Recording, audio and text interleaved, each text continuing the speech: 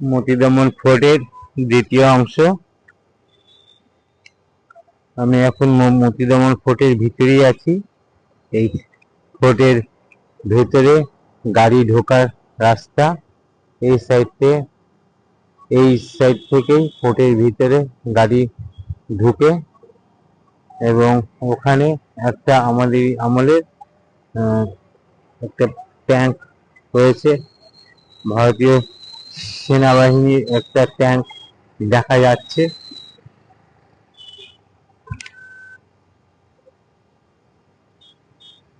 এখানে ভারতীয় সেনাবাহিনীর একটা ছোট ক্যাম্পও আছে।